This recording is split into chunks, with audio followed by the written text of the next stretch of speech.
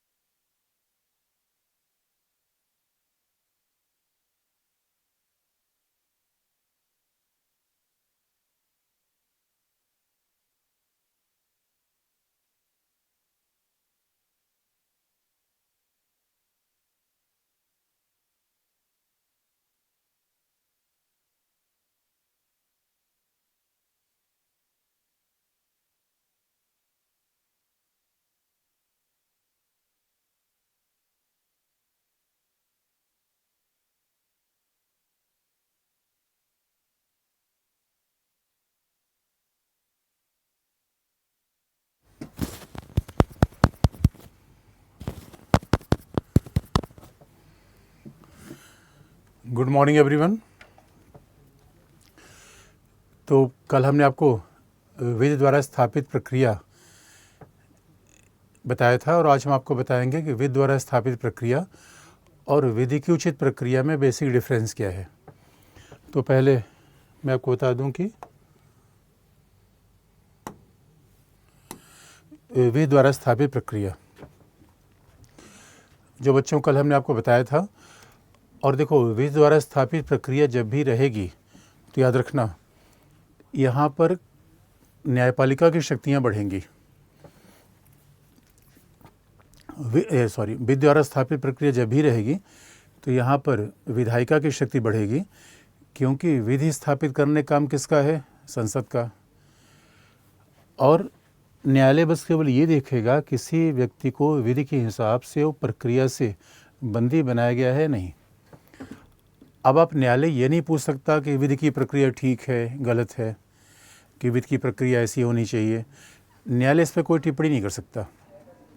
इसका सीधा मतलब है कि हमारे संविधान में विधि द्वारा स्थापित प्रक्रिया शब्द इसलिए लाया गया कि हमारे यहाँ लॉ बनाने का काम विधायिका का है और न्यायपालिका का काम केवल इतना है कि अगर किसी को बंदी बनाया गया हो बिना लॉ के तो न्यायपालिका वो देखेगी। अन्यथा न्यायालय काम ये नहीं है कि विधि उचित है विधि अनुचित है। इसका मतलब है इसलिए अमेरिकी संविधान निर्माताओं ने प्रयोग किया था विधि की उचित प्रक्रिया। हमारे संविधान निर्माताओं ने कौन शब्द का प्रयोग किया? विधि द्वारा स्थापित प्रक्रिया। इसके पीछे इंटेंशन ये था क्योंकि दोस्तों देखो, भारत जब आज़ाद हुआ, संविधान निर्मित हुआ, तो हमारे यहाँ भाई संसद को ज़्यादा काम दिया गया था कि सामाजिक न्याय करेगी, लोगों की भलाई करेगी। लेकिन ऐसा देखा गया कि अगर संसद सामाजिक न्याय भलाई करेगी तो न्यायपालिका बार बार रास्ते में न आए। अमेरिका में ऐसा हो गया था। अमेरिका में 1930 के दशक में आर्थिक मंदी आई थी और उस आर्थिक मंदी के दौर में ऐसा हुआ कि कार्यपालिका ने, विधायिका ने सोचा सो सामाजिक कल्याण कोई कार्यक्रम करें, लेकिन न्यायपालिका ने इन कार्यक्रमों को एक एक करके रद्द करना शुरू कर दिया। इस बात को बाकायदा अमेरिकी संविधान निर्माताओं से हमने सीखा था, इसलिए हमने कहा भाई विधि द्वारा स्थापित प्रक्रिया शब्द का प्रयोग करेंगे। इन्हें विधायिका का मूल काम क्या होगा? विधि होगी, प्रक्रिया होगी, और न्यायालय केवल ये देखेगा कि किसी को दंड देने में प्रक्रिया का उल्लंघन तो नहीं है। अब प्रक्रिया अपने आप में गलत है सही है ये जांच करना न्यायालय काम नहीं है। इसलिए विधि द्वारा स्थापित प्रक्रिया किसकी शक्ति को बढ़ाता है? विधायिका। विधि द्वारा स्थापित प्रक्रिया किसकी शक्ति को बढ़ाता है? संसद। लेकिन आप याद रखिएगा, जब विधि द्वारा स्थापित प्रक्रिया को हमने अपनाया तो उसमें सांसद कौन थे? नेहरू, सरदार पटेल। यानी जब हमारे यहाँ पहली पीढ़ी थी तो जो सांसद थे बड़े आदर्शवादी थे, बड़े नैतिकतावादी थे, तो उस समय तो न्यायपालिका ने संसद को प्राथमिकता दे दी। लेकिन धीरे धीरे 1967 के बाद मामला गड़बड़ हुआ, क्योंकि आप आलोचना ये कर सकते हो कि आप आलोचना कहोगे सर ये बताओ, अगर संसद ऐसी विधि बना ले जिसमें प्रक्रिया बिल्कुल मनमानी हो, यानी ज़रा सोच के देखो, हम कोई ऐसी प्रक्रिया बना ले कि बच्चा क्लास में आने से पहले 5 बार दंडवत प्रणाम करेगा, तो अब प्रक्रिया तो हमने बना ली लेकिन प्रक्रिया है मनमानी। ये प्रक्रिया ठीक नहीं है। इसका सीधा सा मतलब है, लेकिन आप कहोगे विधि द्वारा स्थापित प्रक्रिया है तो आप इस पर सवाल नहीं उठा सकते, भाई 5 बार दंडवत कराओ, 6 बार दंडवत कराओ। लेकिन ऐसा विधि बना देगी संसद, ये अपेक्षा नहीं थी। तो संसद भी अलग थी, न्यायपालिका भी अलग थी, लेकिन आगे बढ़ते बढ़ते दोनों चीज़ों में बदलाव हुआ। और आपको मैं याद दिला दूं कि विधि द्वारा स्थापित प्रक्रिया का सबसे बड़ा विवाद कब आया? यानी विधि द्वारा जो स्थापित प्रक्रिया, जो प्रोसीजर स्टेब्लिश बाय लॉ का विचार आया, उसमें किसकी शक्ति को बढ़ाया गया? हमेशा विधायिका की शक्ति को प्राथमिकता दी गई।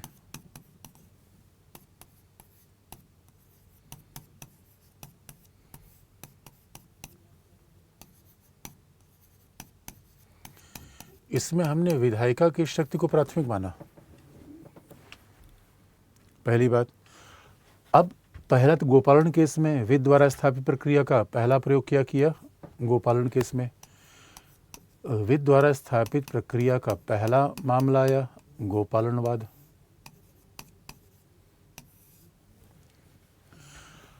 और गोपालनवाद में न्यायपालिका ने कहा क्या?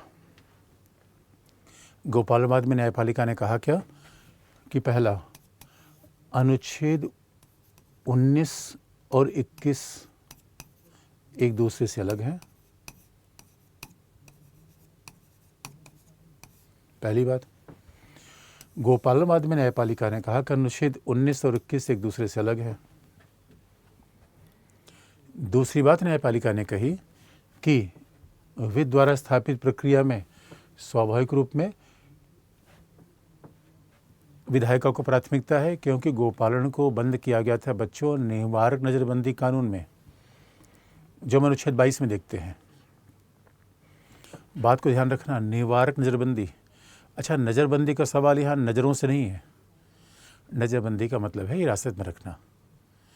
और आप जानते हो व्यक्ति को हिरासत में रखने के दो आधार होते हैं। पहला, उसने किसी विधि का उल्लंघन किया हो, और दूसरा, वह राष्ट्रीय सुरक्षा के लिए खतरा पैदा कर सकता हो, ऐसी आशंका हो। ये बात ध्यान सुनना, ये राष्ट्रीय सुरक्षा के लिए खतरा पैदा नहीं किया है, खतरा पैदा करने की आशंका है। तो जब राष्ट्रीय सुरक्षा के लिए खतरा पैदा करने की आशंका है, तो इस आशंका के आधार पे मैं किसी को नज़रबंद करूँगा। निवारण का मतलब रोकने के लिए, रोकने के लिए। आप याद रखो, मान लो कि कोई बच्चा क्लास में आ रहा है, तो उसको निवारित किया जा सकता है कि भाई क्लास में मोबाइल लेके मत जाओ। ये क्या है? प्रिवेंट करना, निवारक नज़रबंदी। मोबाइल लेकर क्लास में जाने से मना क्यों किया गया? क्योंकि मुझे आशंका है कि आपका मोबाइल क्लास में बजेगा, क्लास में डिस्टर्ब होगा। आप कहोगे सर ऐसा कैसे आशंका है? हमने कहा भाई हमें आशंका है। इसलिए बच्चों, जब निवारण नज़रबंदी की बात आती है तो इसका मतलब है मात्र आशंका के आधार पर मैं किसी को हिरासत में रख सकता हूँ। और गोपालन को ऐसे रखा गया था। लेकिन गोपालन केस में क्या हुआ? जीवन के अधिकार की संकीर्ण व्याख्या की गई। जीवन के अधिकार को माना गया यह शरीर की रक्षा है। अगर आपके शरीर पर कोई हमला नहीं कर रहा है, आपको बिला वजह कोई प्रताड़ित नहीं कर रहा है, तो जीवन का अधिकार बना हुआ है। इसका मतलब है जेल में रखना जीवन के अधिकार के खिलाफ नहीं है। जेल में रखने से आर्टिकल 19 जाता है, आर्टिकल 21 तो रहता है। क्योंकि जीवन का अधिकार बच्चों निरपेक्ष थोड़े है, विधि के अनुसार किसी को बंदी बनाया जा सकता है। और गोपालन केस में न्यायपालिका ने सरकार से पूछा है कि भाई गोपालन को आपने बंदी क्यों बनाया? तो सरकार ने कह दिया कि अनुच्छेद 22 का प्रयोग करके। अनुच्छेद 22 के आधार पर भारत में पहली बार निवारक नज़रबंदी कानून बना था 1950 में। संविधान लागू होने के बाद पहली बार हमारा निवारक नज़रबंदी कानून कब था? 1950 में, 1950 में। उसी आधार पर गोपालन को बंदी बनाया गया था। इसका मतलब है कि हमारे यहाँ सीधा ये बात कही गई कि कभी भी निवारक नज़रबंदी के आधार पर, मतलब शक के आधार पर, किसी व्यक्ति को हम हिरासत में ले सकते हैं। तो अब और निवारक नज़रबंदी के लिए जो 1950 में लॉ बनाया गया, उसमें लिखा गया था कि भाई प्रक्रिया भी थी, लॉ भी था, और प्रक्रिया क्या थी? हम जब चाहे तो हिरासत में ले लेंगे। इसलिए उच्चतम न्यायालय ने कहा कि ठीक है, संसदीय विधि की प्रक्रिया पर हम सवाल नहीं उठा सकते। संसदीय विधि एवं उसकी प्रक्रिया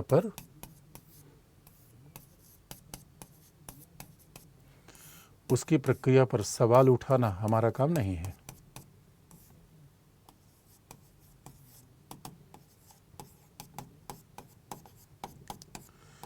संसदीय विधि और उसकी प्रक्रिया पर हम सवाल नहीं उठा सकते, न्यायपालिका ने मान लिया। क्योंकि शब्द क्या था? विधि द्वारा स्थापित प्रक्रिया। इसलिए गोपालन के वकील कहते रह गए, ना माय लॉर्ड, उनको बाहर करो। और गोपालन के वकील ने कहा कि माय लॉर्ड ये बताओ, हमारे मुवक्किल के जीवन का अधिकार का उल्लंघन हो रहा है। तो जज ने पूछा, ये बताओ भाई जीवन का अधिकार का उल्लंघन कैसे हो रहा है? कोई आपको जेल में पीट रहा है? तो गोपालन के वकील ने तर्क ये दिया कि नहीं, पीट कोई नहीं रहा है, लेकिन वो बोलना चाहते हैं, भाषण देना चाहते हैं। तो जज महोदय ने कहा, पतंजलि शास्त्री जज थे, पतंजलि शास्त्री ने कहा, अरे आप पता नहीं कैसी बातें कर रहे हो भाई, किसी को भाषण देना अनुच्छेद 19 है, आप 19 की बात कर रहे हो, 21 की बात कर रहे हो। वकील साहब ने कहा ना दोनों एक है, न्यायपालिका ने कहा दोनों अलग है, 19 अलग है, 21 अलग है। तो गोपालन को कोई राहत नहीं मिली, वो जेल में पड़े रह गए, क्योंकि न्यायपालिका ने विधि द्वारा स्थापित प्रक्रिया को स्वीकार कर लिया। न्यायपालिका ने कहा कि जीवन का अधिकार का मतलब क्या है भाई, शरीर बचाए रखना जीवन का अधिकार है। लेकिन आप देखोगे, अगर न्यायपालिका इसी विधि द्वारा स्थापित प्रक्रिया को मान लेती तो देखिए समस्या कहाँ पर आ रही थी। 1971 में हमारे यहाँ एक निवारक नज़रबंदी कानून बना था बच्चों, मीसा। इसका नाम है maintenance of internal security act. मजाक में लोग कहा करते थे कि maintenance of Indira Sanjay act. तो मीसा निवारक नज़रबंदी कानून था। अब फिर मैं बता रहा हूँ बच्चों, देखो निवारक नज़रबंदी क्या होती है, किसी को हिरासत में ले लेना,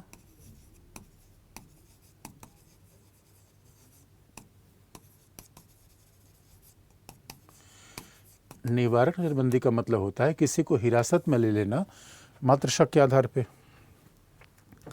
और क्यों? क्योंकि राष्ट्रीय सुरक्षा को नुकसान पहुंचा सकता है। इसी आधार पे गोपालन को हिरासत में लिया गया था कि गोपालन कम्युनिस्ट पार्टी के नेता थे। और ये भी आपको बता दें, जब देश आज़ाद हुआ कम्युनिस्ट पार्टी वाले काला झंडा लेके दौड़ रहे थे। कम्युनिस्ट पार्टी वाले कहा करते थे कि भाई देश आज़ाद नहीं है, हम पूरे सबको समान बनाएंगे, सबकी संपत्ति बांट देंगे, ऐसी बातें कम्युनिस्ट पार्टी वाले करते थे। तो गोपालन कम्युनिस्ट पार्टी के नेता थे, इसलिए उनको हवालात पहुंचा दिया गया।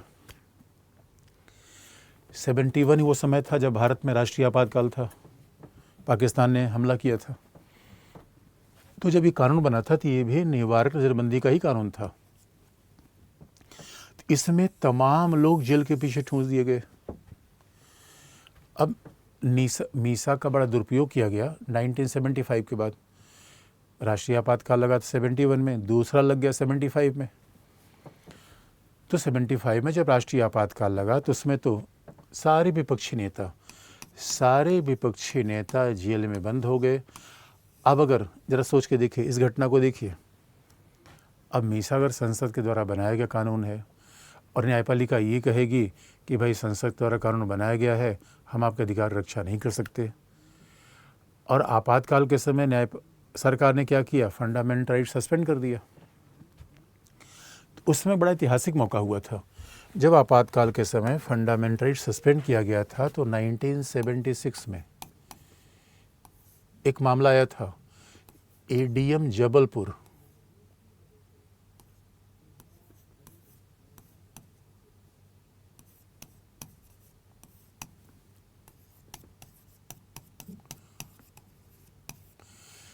एडीएम जबलपुर बनाम Shivkant Shukla.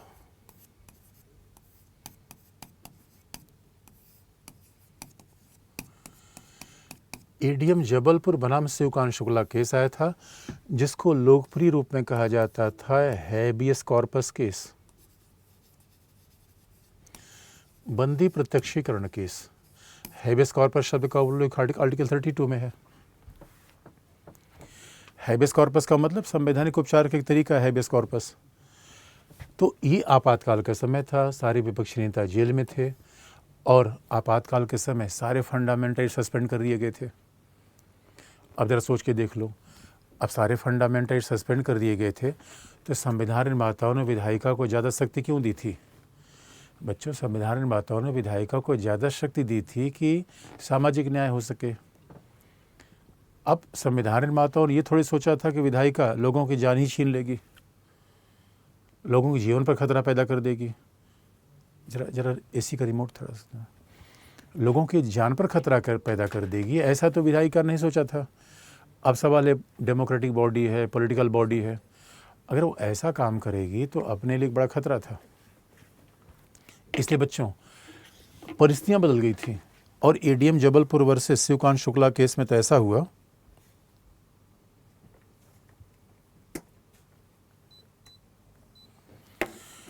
ADM Jabalpur versus Shivkant Shukla case में तो ऐसा हुआ कि लोगों ने कहा भाई न्यायपालिका के इतिहास में काला दिन था ये, क्योंकि इस केस में क्या था, शिवकांत शुक्ला को पकड़ लिया गया था, जेल में बंद कर दिया गया और वो उच्चतम न्यायालय में गए बंदी प्रत्यक्षीकरण लेकर कि भाई हमें जीवन के अधिकार को दिया जाए, हमें जेल से छोड़ा जाए।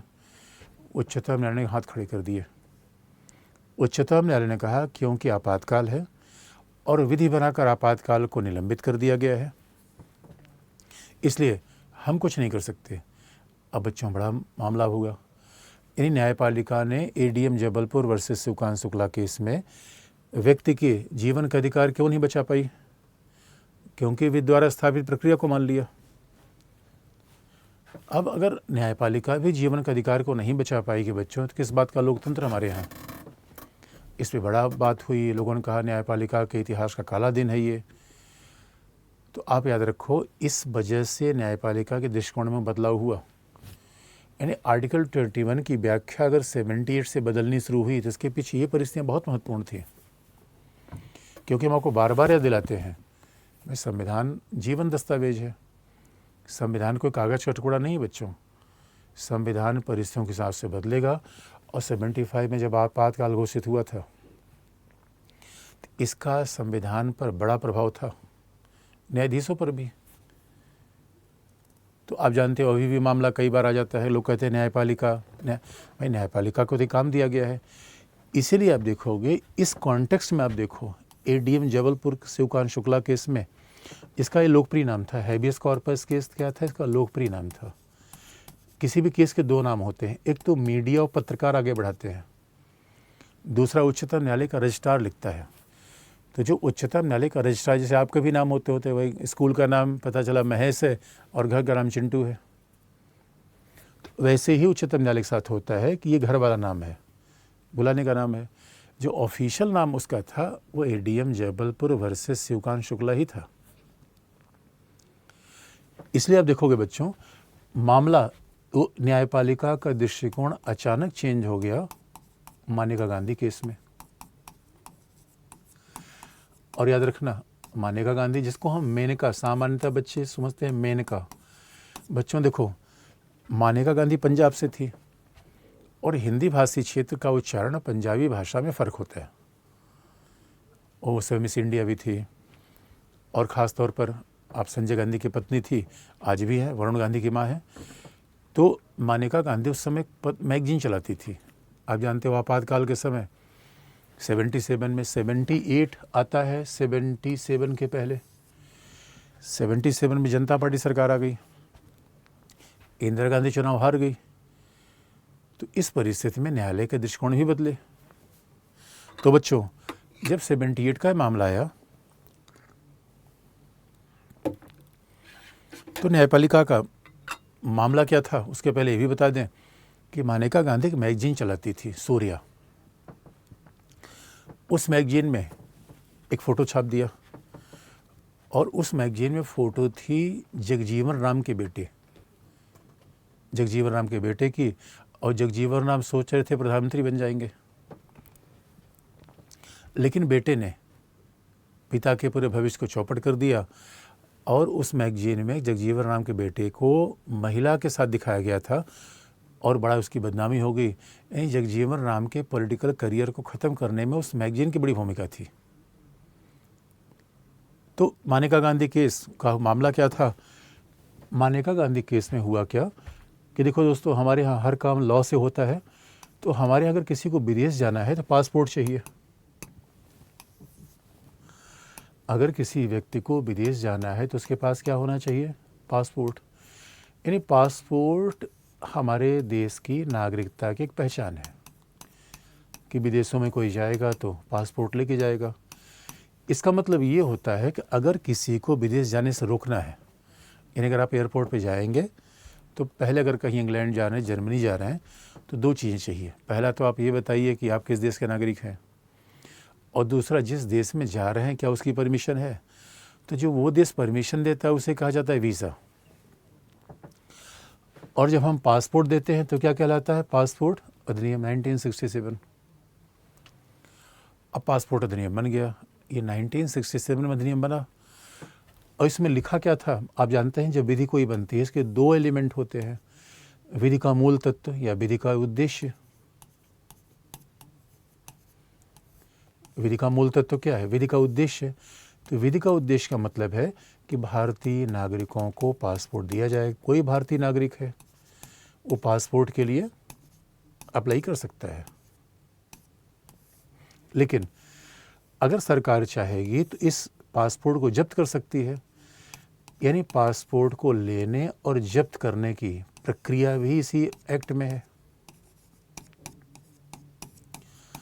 और जब्त करने की प्रक्रिया ये थी कि सरकार जब चाहेगी बिना कोई कारण बताए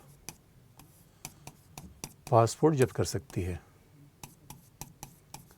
यानी किसी के पासपोर्ट को जब्त करने के लिए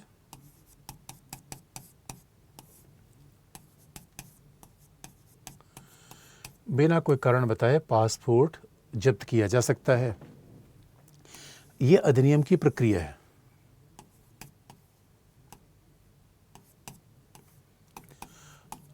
अब अगर आप देखोगे, इसका मतलब कल भी मैंने बता दिया था, किसी विधि में क्या कौन सा पहला पार्ट होता है, उसके विधि का मूल तत्व क्या है, उद्देश्य क्या है, दूसरा प्रक्रिया क्या है। अगर आप विधि द्वारा स्थापित प्रक्रिया, अब ये मामला उच्चतम न्यायालय चला गया, क्योंकि मानेका गांधी के सामने पुलिस आई और पुलिस ने कहा मैडम आपके पासपोर्ट को छीना जाएगा, अपना पासपोर्ट आप दे दीजिए। तो मानेका गांधी कहने कि भाई ऐसा क्या कारण है कि आप पासपोर्ट ले रहे हो, कोई कारण तो बताओ। पुलिस ने हवाला दिया कि देखिए ये एक्ट में लिखा गया है कि हमें कोई कारण बताने की आवश्यकता नहीं है, क्योंकि पार्लियामेंट ने बना रखा है, एक्ट ने बना रखा है, प्रक्रिया तय कर रखी है और हमारे देश में विधि के द्वारा स्थापित प्रक्रिया। तो जब पार्लियामेंट ही कह रहा है कि आप किसी के पासपोर्ट को छीन सकते हो तो फिर तो ये हमारा अधिकार है। अब जरा सोच के देखिए बच्चों, अगर विधि द्वारा स्थापित प्रक्रिया को फॉलो कर लेंगे आप, तो यहाँ तो न्यायपालिका कुछ बोल नहीं सकती, क्योंकि भाई अगर एक्ट में ही लिखा गया है, याद रखना, अगर पासपोर्ट एक्ट ना होता तब तो आप पासपोर्ट किसी के नहीं छीन सकते, क्योंकि एक्ट ही आपके पास नहीं है। इसलिए एक बार बड़ा इंटरेस्टिंग मामला आया था। मेनका गांधी के पहले सतवंत सिंह था, एक सतवंत सिंह था, वो विदेश जाना चाहता था। विदेश जाने के समय उसका पासपोर्ट सरकार ने छीन लिया और वो न्यायालय चला गया। तो न्यायालय ने पूछा भाई ऐसा कोई लॉ है क्या जो आपने पासपोर्ट छीन लिया? तो सरकार ने कहा नहीं, लॉ तो नहीं है। तो न्यायालय ने सरकार को आदेश दिया कि सतवंत सिंह का पासपोर्ट वापस किया जाए। अब देखो, माने उसी घटना को लेकर सरकार ने सोच लिया कि ना भाई पासपोर्ट हम बनाएंगे। इसी के बाद हमने बनाया पासपोर्ट एक्ट। इसका मतलब है ये सतवंत सिंह वाली घटना ना होती तो पासपोर्ट हमारे न बन पाता। इसलिए बच्चों, अगर हमारे यहाँ लॉ ना हो फिर तो पुलिस कुछ भी नहीं कर सकती। बिना लॉ के पुलिस कुछ भी करेगी तो न्यायपालिका क्या कर देगी? उसे रद्द कर देगी। न्यायपालिका उसे रद्द कर देगी।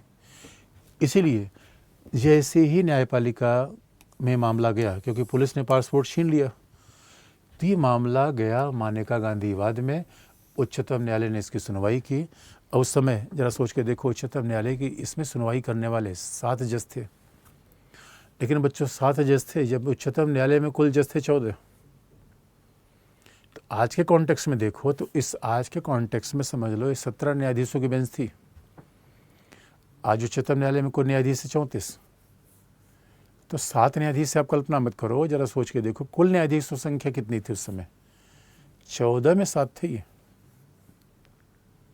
ये बहुत बड़ी घटना थी, ये अपने आप में बहुत बड़ी घटना थी। तो जरा सोच के देखो, अब ये मामला हुआ क्या? मानेका गांधी केस में उच्चतम न्यायालय ने क्या कहा?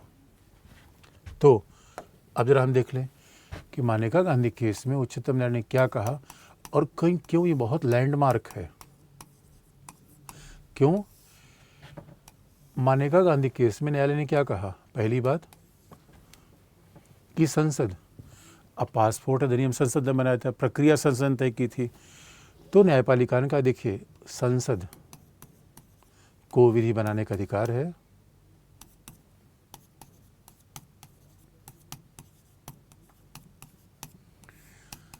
संसद को लॉ बनाने का अधिकार है। जैसा कि पासपोर्ट एक्ट बनाया, और लॉ में प्रक्रिया भी आएगी, और संसद को विधि की प्रक्रिया भी निर्धारित करने का अधिकार है।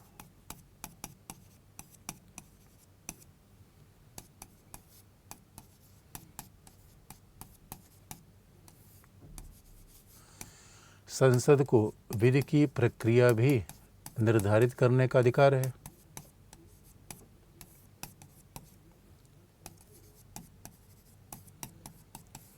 तो भाई जब लॉ बनाएगी तो प्रोसीजर बनाएगी।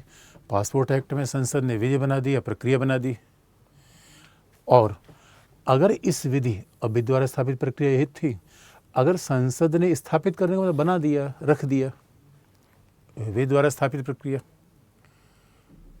तो अब सवाल है कि इस हिसाब से तो उच्चतम न्यायालय को, अगर उच्चतम न्यायालय विधि द्वारा स्थापित प्रक्रिया को मान लेता तो पासपोर्ट की सुनवाई हो नहीं पाती। लेकिन उच्चतम न्यायालय ने बड़ा लैंडमार्क डिसीजन दे दिया। उच्चतम न्यायालय ने कहा कि याद रखिए, संसद के द्वारा जो प्रक्रिया बनाई जा रही है, जो लॉ का ही पार्ट है, याद रखिएगा, कल ही मैंने बता दिया था, हर लॉ का 2 पार्ट होता है, सब्सटेंटिव प्रक्रिया, और अगर आप विधि के द्वारा स्थापित प्रक्रिया की बात करें तो फिर व्यक्ति का मूल फंडामेंटल राइट किसके खिलाफ है? कार्यपालिका के खिलाफ। बात को फिर ध्यान सुनना बच्चों, अगर हम विधि द्वारा स्थापित प्रक्रिया की बात को मान लेंगे तो न्यायालय किसके खिलाफ काम कर सकते? केवल कार्यपालिका के खिलाफ। कार्यपालिका मतलब है अगर बिना विधि के किसी व्यक्ति को पुलिस ने हिरासत में लिया है तो न्यायपालिका उसको कह देगी भाई इसको छोड़ दो। लेकिन अगर विधि का निर्माण हुआ है तो न्यायपालिका के हाथ बच जाएंगे। अगर विधि द्वारा स्थापित प्रक्रिया को मान ले तो याद रखना, ये बात फिर से याद दिला दें, यानी गोपालन केस में न्यायपालिका ने क्या कहा कि जीवन का अधिकार कार्यपालिका के विरुद्ध है। ध्यान सुनने की बात है ये, जीवन का अधिकार कार्यपालिका के विरुद्ध है, विधायिका के विरुद्ध नहीं है। और कार्यपालिका कौन है? पुलिस। यानी पुलिस मनमानी रूप में बिना किसी विधि के उल्लंघन के किसी व्यक्ति को हिरासत में ले फिर तो अपने ले जा सकते हैं। लेकिन अगर लॉ ही ऐसा कह रहा है, लॉ विधि का निर्माण कर रहा है, फिर किसी को हिरासत में लिया जा रहा है तो कुछ नहीं कर सकते। इस वजह से गोपालन केस में इसीलिए व्यक्ति के जीवन का अधिकार नहीं बचा पाए थे। लेकिन उच्चतम न्यायालय ने मानेका गांधी केस में 1978 में हमने बता दिया, न्यायालय वही था, परिस्थितियाँ वही थी, परिस्थितियाँ बदल गई थी, मुद्दा वही था। तो उच्चतम न्यायालय ने बिल्कुल यू टर्न मार दिया। उच्चतम न्यायालय ने पहली बार कहा कि संसद को विधि बनाने का अधिकार तो है, लेकिन विधि और उसकी प्रक्रिया मनमानी नहीं होनी चाहिए, बल्कि विधि और प्रक्रिया प्राकृतिक न्याय के अनुरूप होनी चाहिए। प्राकृतिक न्याय के, नेचुरल जस्टिस। प्राकृतिक न्याय का मतलब है नेचुरल जस्टिस। अभी न्यायपालिका का बड़ा चौंकाने वाला प्रोस था।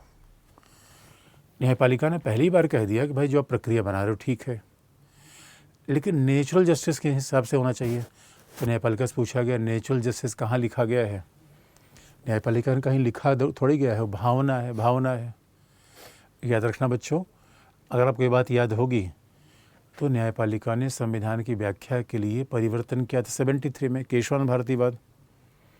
केशवानंद भारतीवाद से न्यायपालिका ने संविधान की व्याख्या के लिए एक भावना वाला प्रिंसिपल अपना लिया, स्पिरिट ऑफ द कॉन्स्टिट्यूशन,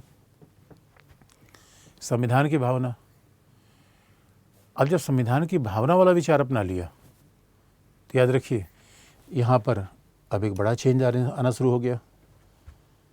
अब भावना तो न्यायपालिका देखेगी, इसलिए न्यायपालिका ने कहा कि जो भी प्रक्रिया बना रहे हो वो प्राकृतिक न्याय के अनुसार होना चाहिए या नेचुरल जस्टिस के हिसाब से होना चाहिए। तो आप कहोगे नेचुरल जस्टिस कहाँ लिखा गया है? कहीं नहीं लिखा गया है। तो बनाया किसने? संविधान ने लिखा, न्यायपालिका ने बताया। नेचुरल जस्टिस का मतलब ये जो कहीं लिखा नहीं गया है, लॉ में नहीं, संविधान में नहीं। तो नेचुरल जस्टिस का मर्म क्या है? हर न्याय की अंतरात्मा है। नेचुरल जस्टिस का इसेंस क्या है बच्चों? जो हर विधि के पीछे सिद्धांत होना चाहिए, संविधान के पीछे सिद्धांत होना चाहिए। तो नेचुरल जस्टिस क्या है? पहला, बिना सुनवाई के किसी को दंडित न किया जाए,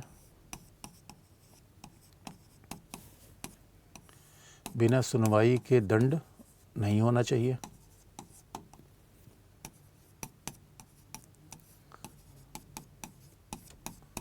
दूसरी बात, बिना सुनवाई के दंड नहीं होना चाहिए। दूसरा, दंड उचित होना चाहिए।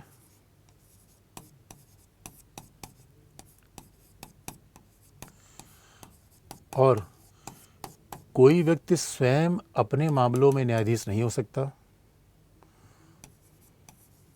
और दंड आधिकारिक सत्ता के द्वारा दिया जाना चाहिए।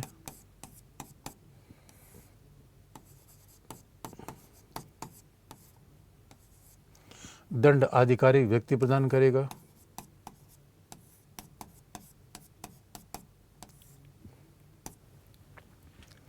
इसका मतलब है दंड कौन देगा? जो व्यक्ति आधिकारिक होगा। यानी भाई दंड कौन देगा? न्यायाधीश देगा। दंड न टीचर देगा न परिवार का मुखिया देगा। इसका मतलब कोई अपने मामले में न्यायाधीश नहीं हो सकता। अब इसका मतलब ये हो गया कि मान लो किसी को कभी हिरासत में लिया गया और ये कह दिया जाए भाई आपने अपराध किया है, तो व्यक्ति कहे नहीं भाई हमने तो अपराध किया ही नहीं है। इस बात को हम नहीं स्वीकार कर सकते। व्यक्ति का कहना इंपॉर्टेंट नहीं है, दूसरा कोई कहे तो इस बात का महत्व है। इसलिए पहली बार उच्चतम न्यायालय ने मानेका गांधी केस में कौन सा सिद्धांत दिया? प्राकृतिक न्याय। और इस सिद्धांत का प्रयोग न्यायपालिका लगातार आजकल करती है। प्राकृतिक न्याय का मतलब है कि अब संसद के द्वारा बनाई गई विधि, उसकी प्रक्रिया की सुनवाई प्राकृतिक न्याय के प्रिंसिपल पर होगी। तो प्राकृतिक न्याय सिंपल है बच्चों। मान लो कि बच्चे क्लास में आए और बच्चे क्लास में आए लेट हो गए, और अगर बच्चे लेट क्लास में आए तो मैंने किसी बच्चे को बेंच पे खड़ा कर दिया कि लेट क्यों आए, ये प्राकृतिक न्याय का उल्लंघन है। याद रखने की बात है। क्यों? क्योंकि मैंने बच्चे से ये नहीं पूछा कि लेट क्यों आया। भाई लेट आया तो कारण तो होगा, पहला मामला। और मान लो कोई आपके घर में कोई मेड है काम करने वाली, झाड़ू पोछा मारने के लिए कोई व्यक्ति आया और उससे गिलास टूट गया, और आप कहोगे इसको सजाए मौत दे दिया जाए, गिलास तोड़ दिया है। ये भी प्राकृतिक न्याय के खिलाफ है। बच्चों, गिलास तोड़ने की सजाए मौत नहीं हो सकती। और फिर अगर कोई दंड दे रहा है तो खाप पंचायत दंड नहीं देगी। खाप पंचायत का मतलब है, भारत कई भागों में जाति पंचायतें हैं, उसी खाप पंचायत कहते हैं। खाप पंचायत ग्राम पंचायत के साथ कोई संबंध नहीं है। ग्राम पंचायत तो हर जगह है। खाप पंचायत भारत में हरियाणा, पश्चिमी यूपी में कई कई जगह है। तो दंड देने वाला अधिकारी होना चाहिए, और कोई व्यक्ति अपने ही मामलों में नहीं, जिसके ऊपर आरोप है वो नहीं कहेगा कि मामला सही गलत है, दूसरे को कहने का अवसर होना चाहिए। इसीलिए अब मान लो कि अब अगर प्राकृतिक न्याय के सिद्धांत को देखा जाए तो प्राकृतिक न्याय के सिद्धांत के अनुसार कोई भी विधि होनी चाहिए। और प्राकृतिक न्याय कौन करेगा? न्यायालय। मैं न्याय प्राकृतिक है नहीं है, न्याय तय करेगा न्यायालय। तो संसद के द्वारा निर्मित विधि में किस बात को फॉलो किया जाए? प्राकृतिक न्याय। संसद के द्वारा निर्मित विधि में हमेशा किस सिद्धांत को अपनाने की आवश्यकता है? प्राकृतिक न्याय। अब प्राकृतिक न्याय के सिद्धांत को अपनाने की आवश्यकता है, तो अब तो बॉल फिर न्यायपालिका के हाथ में आ गई। और इसी बात कहने का दूसरा तरीका है कि न्यायपालिका ने क्या कह दिया कि अगर संसद विधि बनाने में प्राकृतिक न्याय के सिद्धांत को फॉलो करती है, इसका मतलब है संसद ने जो विधि का निर्माण किया वो कैसा होना चाहिए? संसदीय विधि उचित होनी चाहिए, जस्ट होनी चाहिए, तार्किक होनी चाहिए, युक्त होनी चाहिए, रीजनेबल होनी चाहिए। यानी संसदीय विधि कैसी होनी चाहिए? भाई प्रक्रिया भी तो विधि का पार्ट है। संसदीय विधि मनमानी नहीं होनी चाहिए, तार्किक होनी चाहिए। अब मनमानी नहीं होनी चाहिए। अब देखो बच्चों, मनमानी होना, तार्किक होना अपने आप में विवाद का विषय है। और ध्यान देने की आवश्यकता है, आर्टिकल 19 में तार्किकता और युक्त शब्द है रीजनेबल, जस्ट,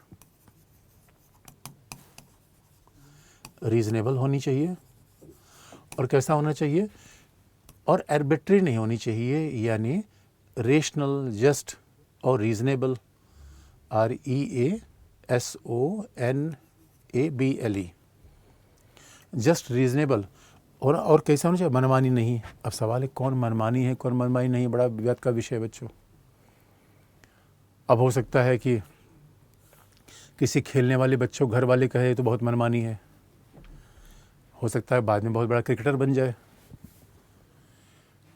अब किसी व्यक्ति को जो घर से कोई बच्चा है घर में बार बार जाता है फिल्म देखने, तो लोग कहे तो बहुत मनमानी हो गया, हो सकता है बाद में कल कोई फिल्म का डायरेक्टर बन जाए। तो मनमानी कहना, अतार्किक कहना बड़ा सब्जेक्टिव मामला है, यानी एक की निगाह में जो मनमानी हो सकता है दूसरे की निगाह में बड़ा तार्किक हो सकता है। लेकिन अब न्यायपालिका ने क्या कहा कि संसद विधि बनाने का ये मतलब नहीं है कि उचित कोई भी विधि बना देगी, इसे संसदीय विधि तार्किक होनी चाहिए, उचित होनी चाहिए, जिसको कहा गया विधि की उचित प्रक्रिया, ड्यू प्रोसेस ऑफ लॉ, जिसको लोकप्रिय रूप में क्या कहा गया, ड्यू प्रोसेस ऑफ लॉ, विधि की उचित प्रक्रिया। इसीलिए मानेका गांधी केस का इतना ज़्यादा महत्व है। तो आप फिर ये पूछोगे कि सर आर्टिकल 21 में फिर क्या लिखा गया है? आर्टिकल 21 में अभी भी लिखा गया है विधि द्वारा स्थापित प्रक्रिया। तो विधि की उचित प्रक्रिया शब्द कौन लाए? न्यायालय। फिर आप ये पूछोगे कि न्यायालय किस मामले में विधि की उचित प्रक्रिया का प्रयोग करता है, किस मामले में विधि की स्थापित प्रक्रिया? ये स्वयं न्यायालय पर निर्भर है बच्चों, कहाँ वो विधि की उचित प्रक्रिया करेगा, कहाँ विधि की स्थापित प्रक्रिया का प्रयोग करेगा, वो न्यायालय ही बताएगा, बाकी से कोई और नहीं बता सकता। इसलिए न्यायपालिका ने, और ये ड्यू प्रोसेस ऑफ लॉ शब्द लिया गया है अमेरिकी संविधान से। इसका सीधा मतलब है कि बच्चों आज की डेट में न्यायपालिका कभी भी कह देगी कि विधि ठीक नहीं है, विधि गलत है, मनमानी है। इसीलिए मानेका गांधी केस का इतना महत्व है। यानी आप कह लीजिए कि प्राकृतिक न्याय कह लीजिए, विधि की उचित प्रक्रिया कह लीजिए, यह कह लीजिए कि विधि मनमानी और तार्किक नहीं होनी चाहिए। इसलिए यहाँ से न्यायपालिका की शक्तियाँ बढ़नी शुरू हो गई। तो अब अगर आप देखोगे मानेका गांधी केस के पूरे मामले, तो मानेका गांधी केस में न्यायपालिका ने क्या कहा, और विधि उचित कब मानी जाएगी? जब वह प्राकृतिक न्याय के सिद्धांत के अनुसार होगी। और प्राकृतिक न्याय क्या है, कहीं लिखा नहीं गया है। तो विधि उचित है अनुचित है कौन तय करेगा? न्यायपालिका तय करेगी। और कौन सी विधि उचित अनुचित होगी? जो प्राकृतिक न्याय के सिद्धांत के हिसाब से होगी। इसलिए न्यायपालिका ने अपने हाथ में बॉल ले लिया। और बच्चों इसलिए अब देखोगे मानेका गांधी केस में क्या हुआ,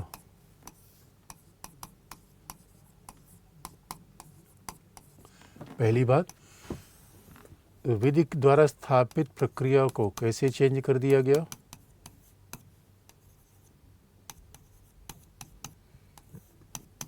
विधि की उचित प्रक्रिया।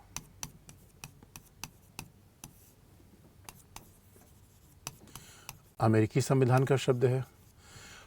और उचित अनुचित कौन बताएगा? न्यायालय बताएगा। तो स्वाभाविक रूप में न्यायालय की शक्ति यहाँ बढ़ेगी। इसलिए कहा जाता है कि धीरे धीरे न्यायालय की शक्तियाँ बढ़ने लगी। दूसरी बात, और न्यायालय ने क्या किया? न्यायालय ने ऐतिहासिक रूप में कह दिया कि जीवन के अधिकार की व्याख्या व्यापक रूप में होनी चाहिए। इसलिए अनुच्छेद 19 और 21 एक दूसरे के पूरक है, अलग अलग नहीं है। याद रखिए, गोपालन केस में यही बात न्यायपालिका ने नहीं मानी थी। गोपालन केस में न्यायपालिका ने कहा था 19 और 21 अलग अलग है। यहाँ पे कह दिया एक ही सिक्के के दो पहलू हैं। इसका मतलब है भाई सही बात है, दिखना तो यही हो रहा है। बच्चों जीवन का अधिकार कैसा होगा? जो बिना आए जाए, बिना आए जाए कोई जीवन का अधिकार थोड़ी होगा। अपने इच्छा अनुसार व्यवसाय करना, निवास करना, बस जाना, अरे भाई यही तो जीवन का अधिकार है। इसका मतलब जीवन का अधिकार गरिमा में जीवन का अधिकार है। ये हमने पहले कल ही आपको बता रखा है। अब टेक्निकली आप देखोगे हमारे यहाँ आर्टिकल 19 में शब्द का प्रयोग किया गया है रीजनेबल रिस्ट्रिक्शन।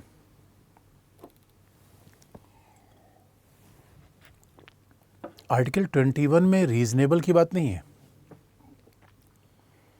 कितना न्यायपालिका ने होशियारी वाला काम किया, मैं फिर आपको बता रहा हूँ। आर्टिकल 19 में किस शब्द का प्रयोग किया गया? Reasonable restriction. आर्टिकल 21 में लिखा ही नहीं गया था। यानी आर्टिकल 21 में लिखा गया था संसद विधि के द्वारा जीवन का अधिकार छीन लेगी, कोई निरपेक्ष तो है नहीं। आर्टिकल 19 में लिखा गया है कि राज्य के द्वारा जब आज़ादी पर प्रतिबंध लगाया जाएगा तो प्रतिबंध रीजनेबल होना चाहिए। और आप याद रखो, जब 19 से 21 को एक साथ पढ़ा जाएगा तो रीजनेबल का प्रभाव 19 में नहीं 21 में भी आ जाएगा। तो ये बात बड़ी ध्यान से सुनने की है। रीजनेबल अगर 19 में लिखा गया है और 19 से 21 को एक साथ पढ़ा जाएगा, इसका मतलब है संसद ने विधि बना दी तो वो भी रीजनेबल होनी चाहिए। तो 19 से 21 एक दूसरे के पूरक हो गए। विधि द्वारा स्थापित प्रक्रिया को विधि की उचित प्रक्रिया में बदल दिया गया, ड्यू प्रोसेस ऑफ लॉ, जो अमेरिकी संविधान में लिखा गया है। तो ज़रा सोच के देख लो कैसे न्यायपालिका शक्तिशाली बनती चली गई, न्यायपालिका प्रभावशाली बनती चली गई। और फिर इसी मानेका गांधी केस से क्या हुआ? जीवन के अधिकार का विस्तार हो गया। इसलिए बच्चों, ये बात हमेशा संविधान में पूछा गया कि क्या हमारे यहाँ फंडामेंटल राइट उतने ही हैं जितने संविधान के भाग 3 में लिखे गए हैं, या उस फंडामेंटल राइट में भी कुछ अंतर्निहित है? भैया बड़ा लॉजिकल सवाल था, बार बार पूछा गया कि क्या हमारे संविधान में उतने ही फंडामेंटल राइट हैं जितने लिखे गए हैं? मानेका गांधी केस में कहा नहीं, जो फंडामेंटल राइट लिखे गए हैं उनमें भी अनेक अधिकार है, अंतर्निहित है।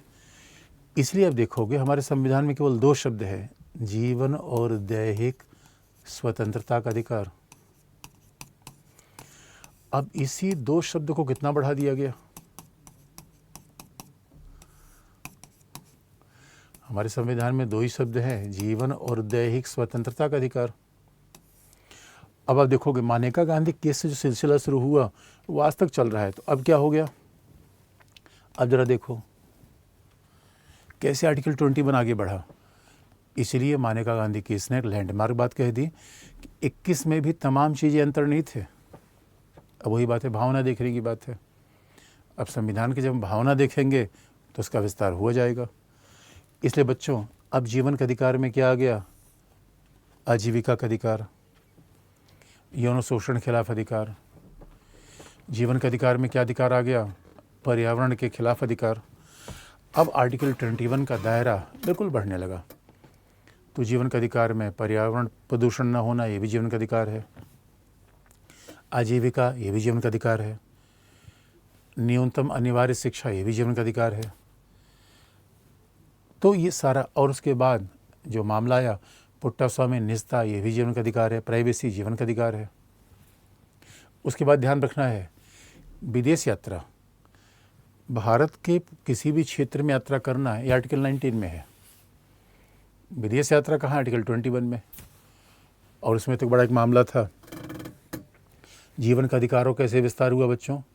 हुसैन आरा खातून एक महिला थी, हुसैन आरा खातून को जेल में रखा गया था क्योंकि हमारे यहाँ देखो, किसी को दंड देना है तो काम न्यायालय का है।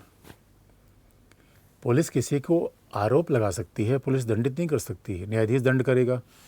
लेकिन पुलिस ने आरोप लगा दिया तो अगर पुलिस ने किसी व्यक्ति हाँ भाई मर्डर किया है तो व्यक्ति को जेल में रखा जाएगा।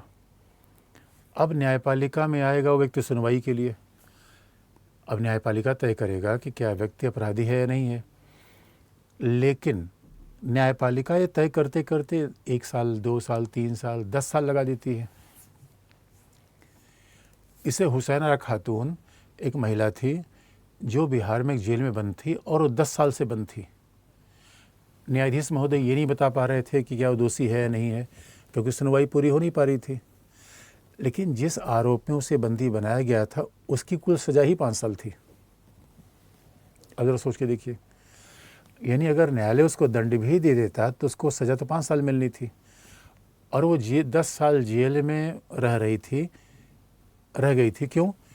क्योंकि न्यायालय की कार्यप्रणाली तेज नहीं है, धीमी है हमारे पास। तो ये दोस्तों बड़ी समस्या है। इसे हुसैन खातून केस में न्यायपालिका ने क्या, स्पीडी जस्टिस, यानी जस्टिस कैसा होना चाहिए, पिज्ज़ा बॉय की डिलीवरी की तरह। और दोस्तों हमारे यहाँ कई बार न्यायपालिका में प्रोसेस भी पनिशमेंट है, याद रखने की बात है। प्रोसीजर भी पनिशमेंट ही है, क्योंकि जज साहब जब तक आपके पक्ष में फैसला सुनवाएंगे तब तक तो बहुत देर हो चुकी होगी। तो ये एक समस्या है। इसलिए न्यायपालिका का स्पीडी ट्रायल, एक सुनील बत्रा थे, सुनील बत्रा को ले जाके जेल में अलग कमरे में रख दिया गया और उच्चतम न्यायालय, और सुनील बत्रा को 2.5 किलो का हथकड़ी लगा दी गई। तो दोस्तों सुनील बत्रा ने कहा, अरे भाई हमारा सनी देओल का हाथ थोड़े है कि 2.5 किलो की हथकड़ी लगा रहे हो। तो सुनील बत्रा का हाथ ही उखड़ गया। बाद में उच्चतम न्यायालय ने कहा, किसी व्यक्ति को जेल में अलग थलग नहीं रखा जा सकता, यानी किसी व्यक्ति को सॉलिटरी कन्फाइनमेंट देना ये भी जीवन का अधिकार का उल्लंघन है। स्पीडी जस्टिस देना ये भी जीवन का अधिकार का भाग है। और रेडी पटरी वाले लगाने का, ठेला लगाना, ओल्गा टेलिस केस में कहा गया, ये भी जीवन का अधिकार का भाग है। तो और फिर पुट्टा स्वामी केस तो आप जानते हो कि कह दिया गया है, जीवन निजता भी जीवन के अधिकार का भाग है। इसलिए बच्चों जीवन का अधिकार का भाग बढ़ने लगा। बाद में 86वां संविधान संशोधन, 86 संविधान संशोधन के द्वारा अब क्या किया गया, आर्टिकल 21A भी जोड़ दिया गया, जीवन का अधिकार का विस्तार कर दिया गया। यानी अब जीवन का अधिकार में प्राथमिक शिक्षा का अधिकार भी दे दिया गया। और अगर आप देखोगे इस हिसाब से जीवन का अधिकार बढ़ना, ये भारतीय लोकतंत्र की अच्छी बात है, भारतीय लोकतंत्र की अच्छी बात है। लेकिन आप याद रखिए, अब जीवन का अधिकार बढ़ रहा है, जिस तरीके से न्यायपालिका जीवन का अधिकार बताते जा रही है, तो क्या राज्य उसे पूरा कर पाएगा? राज्य के पास वो क्षमता है या नहीं है, ये विवाद का विषय हो सकता है। कई बार न्यायपालिका तो कुछ ऐसे कह देती है कि भाई राज्य की क्षमता में होता नहीं, तो थोड़ा झगड़ा भी बढ़ना स्वाभाविक है। इसे कई बार न्यायालय के बीच और सरकार के बीच झगड़े भी होते हैं। तो आर्टिकल 21 के जीवन का अधिकार यही बच्चों, यही अंतर है विधि द्वारा स्थापित प्रक्रिया, विधि की उचित प्रक्रिया। और अगर हम एक ग्राफ बना दें तो विधि द्वारा स्थापित प्रक्रिया,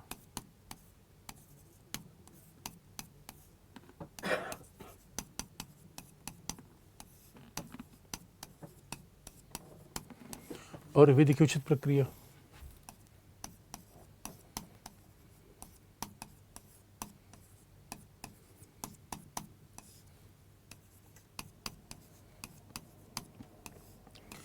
अगर दोनों में due process procedure establish by law, इसमें क्या होगा, इसका मतलब क्या है, यहाँ संसद को प्राथमिकता दी जाएगी,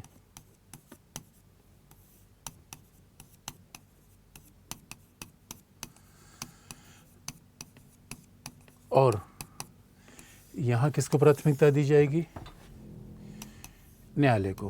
भाई यहाँ न्यायालय को प्राथमिकता दी जाएगी।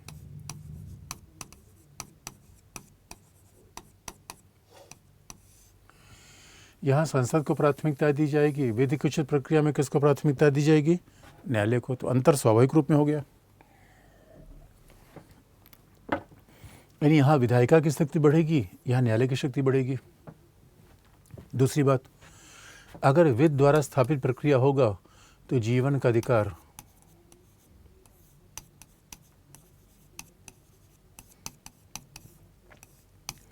राज्य या जीवन का अधिकार कार्यपालिका के खिलाफ मिलेगा।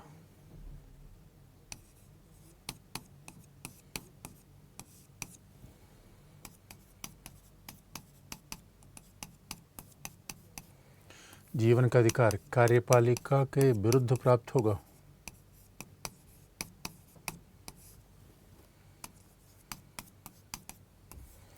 यहाँ क्या होगा, जीवन का अधिकार कार्यपालिका और विधायिका दोनों के विरुद्ध प्राप्त होगा।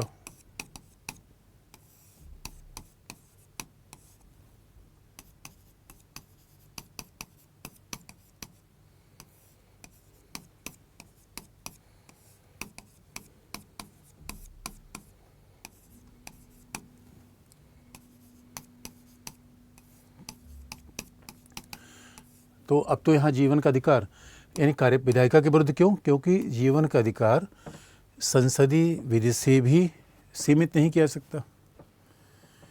मतलब पुलिस तो मनमानी रूप हिरासत में ले ही नहीं सकती, तो जीवन का अधिकार विधायिका कार्यपालिका दोनों खिलाफ आ गया। इसका मतलब है यहाँ क्या देखा जाएगा? यहाँ बस न्यायालय देखेगी कि क्या विधायिका ने विधि और प्रक्रिया का निर्माण किया है। यहाँ अगर विधायिका ने विधि और प्रक्रिया का निर्माण कर दिया है तो सफिशिएंट है।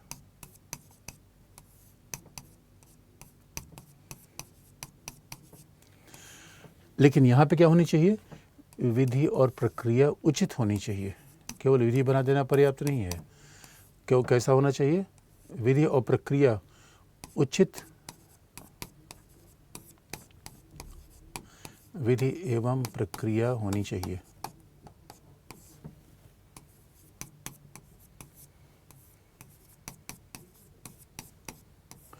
तो विधि द्वारा स्थापित प्रक्रिया का आधार कहीं न कहीं ब्रिटिश न्याय प्रणाली में है, और विधि की उचित प्रक्रिया का आधार कहाँ है बच्चों? अमेरिकी न्याय प्रणाली में। अब आप सवाल पूछ सकते हो कि विधि द्वारा स्थापित प्रक्रिया और विधि की उचित प्रक्रिया में अगर कोई समस्या है आपको, तो इसी के साथ हम फिर आर्टिकल 21 समाप्त कर सकते हैं। तो ज़रा मैं देख लूँ।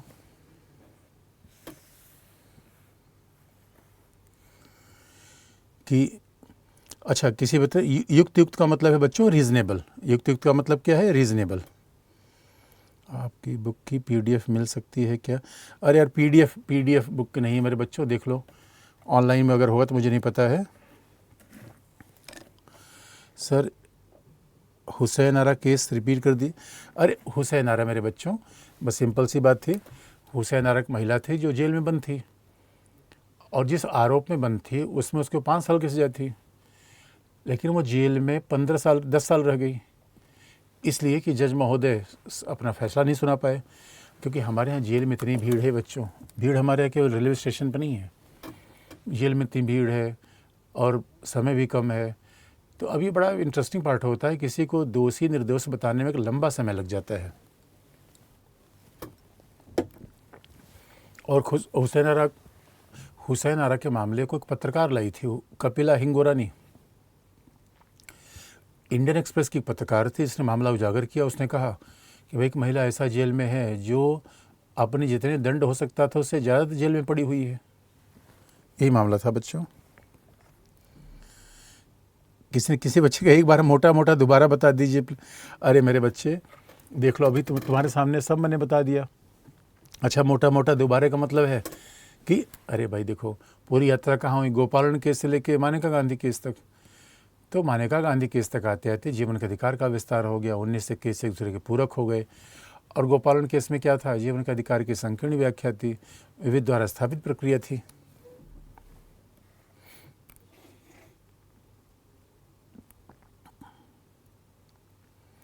और फिर किसी बच्चे ने पूछा कि सर आपकी पॉलिटी बुक के पब्लिकेशन का नाम बता।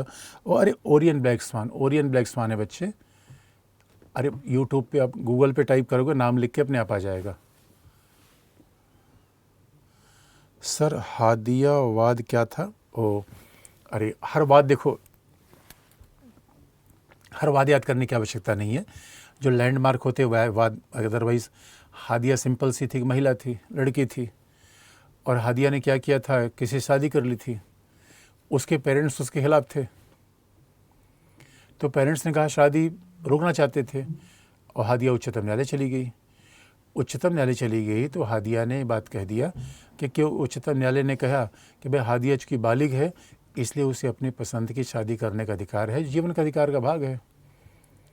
लेकिन हर केस के पीछे नहीं पड़ना चाहिए बच्चों। केस तो हमारे पास उच्चतम न्यायालय में हर हफ्ते आ रहे हैं, तो जब हर केस के पीछे पड़ोगे तो आप जो मूल बात है भूल जाओगे।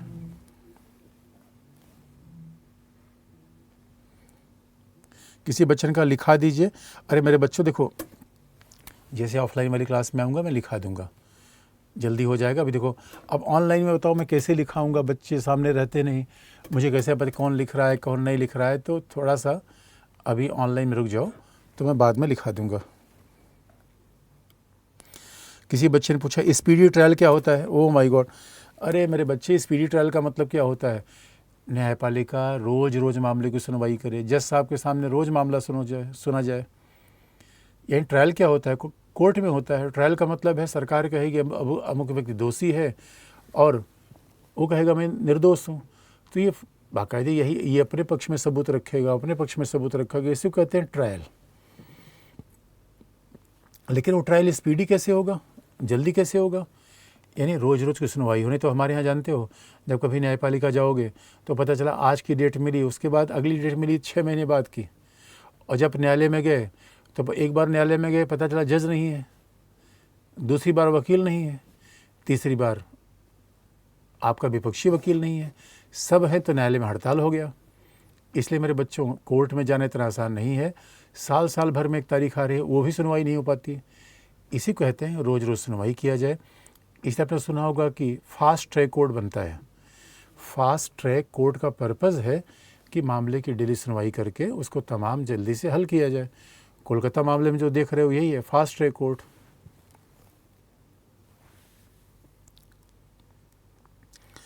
ये 21 का उल्लंघन है। क्या क्या है उल्लंघन है मेरे बच्चे? सर आर्टिकल 21A क्या होता है? अरे मेरे बच्चों, वादी बाद में उनके पासपोर्ट का क्या हुआ? पासपोर्ट मिल गया। देखो ये इसने सही जो दिमाग लगाया है कि सब केस 19-21 अलग है, पासपोर्ट क्या हुआ सर ये बताइए। ये मेरा बच्चा सही सवाल पूछा।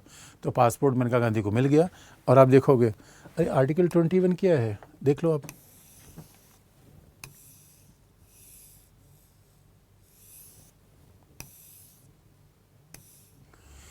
यानी 6 से 14 वर्ष तक की आयु वाले सभी बालकों के लिए, यानी अब को ध्यान से कैसे पढ़ा जाता है, यानी ये 86 अमेंडमेंट से आया, पहले संविधान में नहीं था। और जो बात ध्यान में रखने की है कि 6 से 14 तक के वर्ष के बालकों को, तो सवाल है बालक तो 6 से पहले भी होता है, तो 6 से ही 14 क्यों? तो जब किसी चीज़ को पढ़ते हो थोड़ा लॉजिकल तरीके से पढ़ो, क्योंकि अब आप कहोगे सर 6 से 14 साल तक के बालकों के लिए निःशुल्क शिक्षा है, तो 6 साल तक बच्चा कहाँ जाएगा?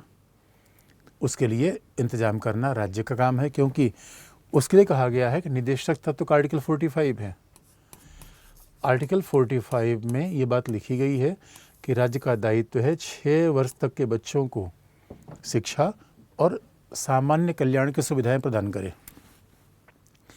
तो 6 वर्ष तक के बच्चों को भी देखभाल करना किसका काम है? राज्य की जिम्मेदारी है। इसलिए बच्चों आजकल राज्य दाई की भूमिका में है। राज्य कैसा है? नर्स की भूमिका में है, बच्चों को देखभाल कर रहा है। तो 6 से ज़्यादा कौन फिर देखेगा? फिर राज्य देखेगा 6 से 14 तक की आयु वाले सभी बच्चों को निःशुल्क और अनिवार्य शिक्षा जो राज्य विधि के द्वारा बनाई जाएगी। इसलिए right to education act Bharat में बनाया गया।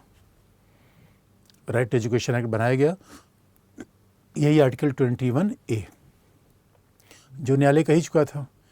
न्यायालय पहले ही कह चुका था कि मोहिनी जैन केस में, न्यायपालिका ने पहले कह चुका था मोहिनी जैन केस में कि अनिवार्य निःशुल्क शिक्षा हमारे जीवन का अधिकार का भाग है।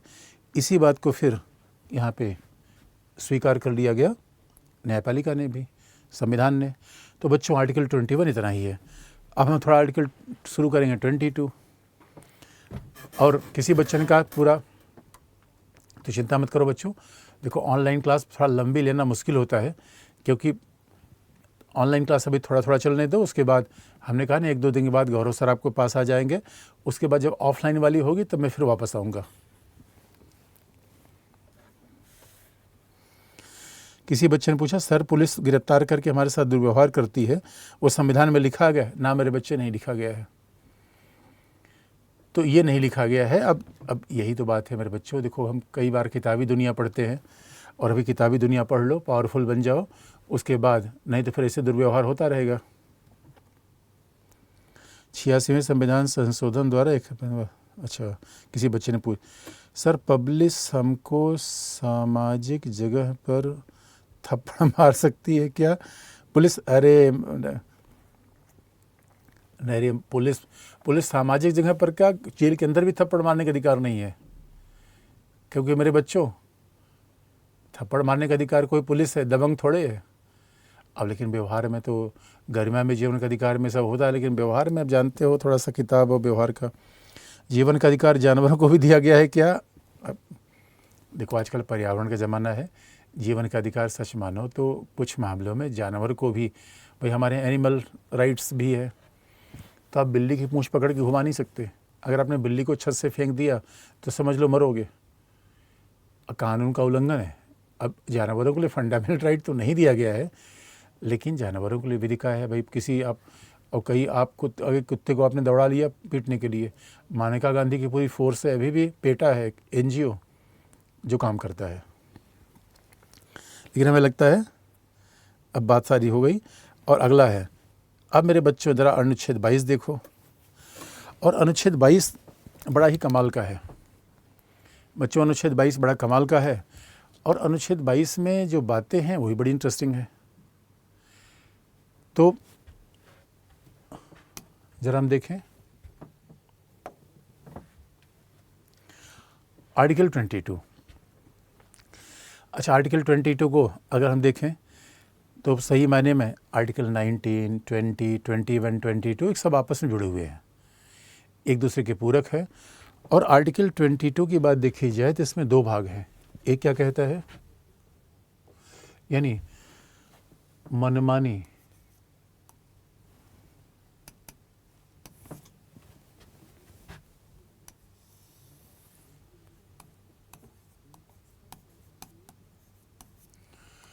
मनमानी हिरासत में लेने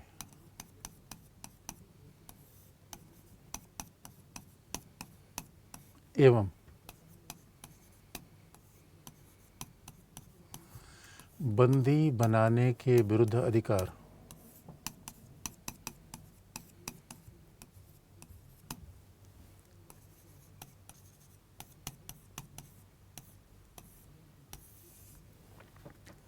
याद रखिए, ये जीवन का अधिकार का विस्तार ही तो है।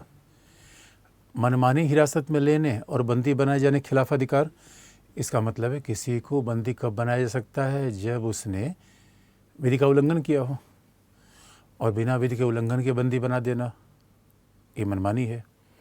लेकिन आप जानते हो कई बार स्वाभाविक रूप में पुलिस के पास, भाई पुलिस के पास इतनी इंक्वायरी तो है नहीं, कई बार पुलिस क्या करती है, शक के आधार पर भी लोगों को बंदी बनाती है। अब इसमें लिखा गया है कि मनमानी बंदी का मतलब क्या होता है, इसे आर्टिकल 21 का भाग ही तो है ये। तो ये बात लिखी गई है। आर्टिकल 22 का मतलब क्या है, मनमानी हिरासत में लेने एवं बंदी बनाने का अधिकार का मतलब है कि अगर किसी व्यक्ति को हिरासत में ले लिया गया विधि के उल्लंघन के बिना, कारण बताए बिना,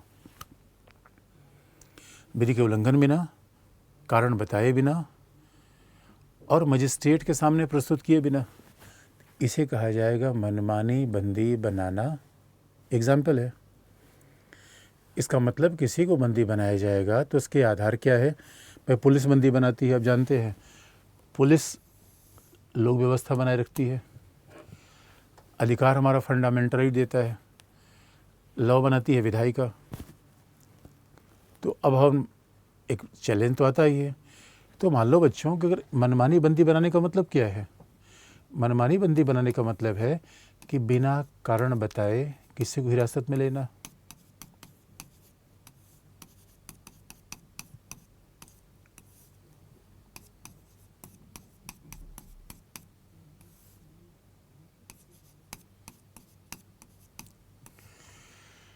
बिना कारण बताए हिरासत में लेना,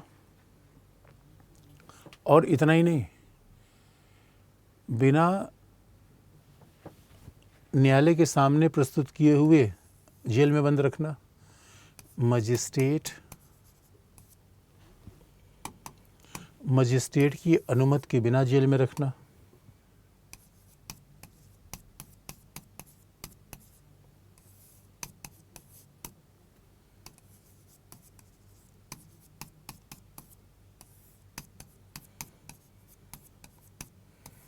के बिना जेल में रखना, और विधि व्यवसायी या वकील से परामर्श न करने देना।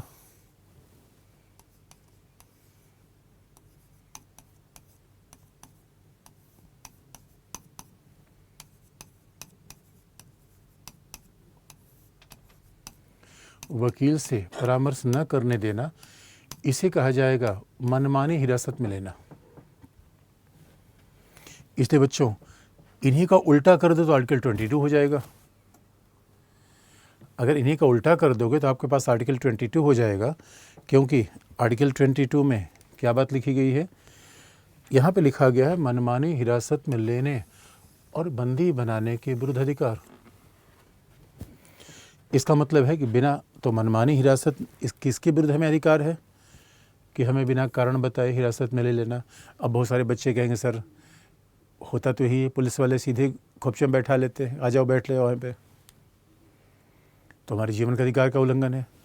फिर मजिस्ट्रेट की अनुमति, अगर मान लो पुलिस हमें हिरासत में ले लेता है तो मजिस्ट्रेट का मतलब न्यायिक मजिस्ट्रेट, जज के सामने ले जाए, भाई जज देखेगा कि हमें सही गिरफ्तार किया गया नहीं किया गया, वहाँ भी न ले जाया जाए। इसलिए आप देख दो बच्चों, कई बार आरोप आता है मनमानी हिरासत में रखने का मतलब क्या है कि अपने वकील को भी न वकील से परामर्श न करना। इसलिए आप देखोगे कई बार होता क्या है, जैसे आप देखते हो कि कोई व्यक्ति गुम हो गया, कई बार आरोप लगता है कि पुलिस ने व्यक्ति को उठा लिया,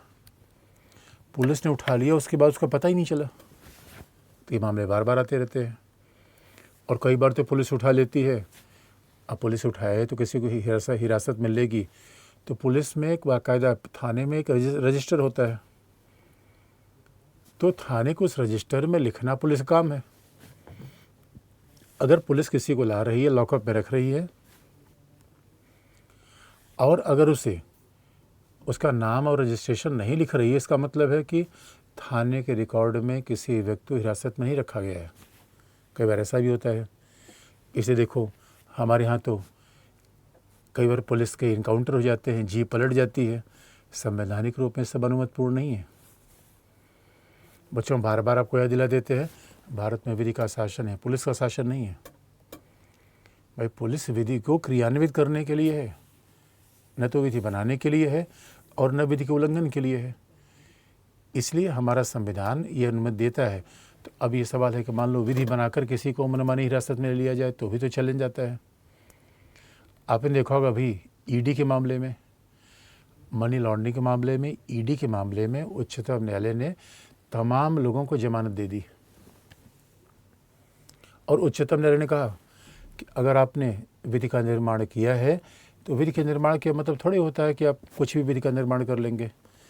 यानी मानेका गांधी केस में जो बात कही गई कि विधि तार्किक होनी चाहिए, युक्त होनी चाहिए, प्राकृतिक न्याय के सिद्धांत के अनुसार होनी चाहिए, ये बात न्यायपालिका लगातार प्रयोग कर रही है। इसलिए आर्टिकल 22 बड़ा मज़ेदार है, जो जीवन के अधिकार की रक्षा करता है। इसे ज़रा सोच के देखो, आर्टिकल 22 कहता है जीवन का अधिकार यानी मनमानी हिरासत में न लेना। आर्टिकल 21 कहता है कि जीवन का अधिकार, 19 कहता है कि बोलने का आने जाने का अधिकार, और 20 कहता है कि दंड देने में प्रिंसिपल सही होने चाहिए। सब एक दूसरे के पूरक ही तो है। हमें अगर किसी को जेल में रख लिया गया तो 19 तो ऐसे चला गया, लेकिन जेल में रखे गए व्यक्ति के जीवन के अधिकार को नहीं छीना जा सकता। 19 तो नहीं मिलेगा, क्योंकि बच्चों जेल में अपने मनमानी घूमने की इजाज़त नहीं होती। जेल का मतलब है कि 8 बजे सेल बंद हो जाएगी, उसके बाद अब सेल में ही किसी को रहना होगा, और जेल के कपड़े अलग होते हैं। तो कैदी, वहाँ व्यक्ति कैदी के नाम से जाना जाता है। इसलिए आप देखोगे मनमानी हिरासत में लेने खिलाफ अधिकार का मतलब क्या है। अब आप देखो इधर आर्टिकल 22 में, इसमें लिखा गया है किसी व्यक्ति को, इसका मतलब है जब व्यक्ति की बात की जाती है, क्या नागरिक क्या विदेशी, सारी बात है। किसी व्यक्ति को जो गिरफ्तार किया गया है, ऐसी गिरफ्तारी के कारणों से, किसी व्यक्ति को गिरफ्तार किया गया है तो ऐसी गिरफ्तारी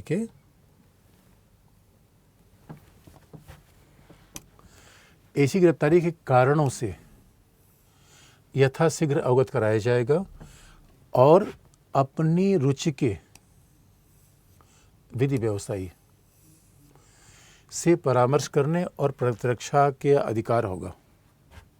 इसका मतलब है अगर ऐसा होता है तो मनमानी गिरफ्तारी नहीं मानी जाएगी। आर्टिकल 22 क्लॉज 1 क्या कह रहा है? पहला, किसी को हिरासत में रखा जाएगा, कारण बताया जाएगा, यानी एज सून एज पॉसिबल, जल्दी से जल्दी कारण बताया जाएगा। अभी को जल्दी जल्दी का मतलब होता है कितना, 1-2 दिन 4 दिन, तो जल्दी जल्दी बताया जाएगा ऐसा। और संविधान निर्माता हर जगह टाइम लिमिट नहीं लगाते। दूसरी बात है, न्यायालय में हमें विधि का जानकारी चाहिए, तो हमारे अधिकार की रक्षा न्यायालय में कौन कर पाएगा? विधि व्यवसायी। तो हमने अपने पसंदीदा विधि व्यवसायी भी हायर करने का अधिकार होगा। अपने पसंदीदा विधि व्यवसायी भी हम हायर कर सकते हैं और अपनी बचाव कर सकते हैं। इस वजह से आप देखोगे कि इसीलिए अभी अरविंद केजरीवाल ने किसको हायर किया था? कपिल सिब्बल को, अभिषेक मनु सिंघवी को। तो अभिषेक मनु सिंघवी को हम हायर कर सकते हैं।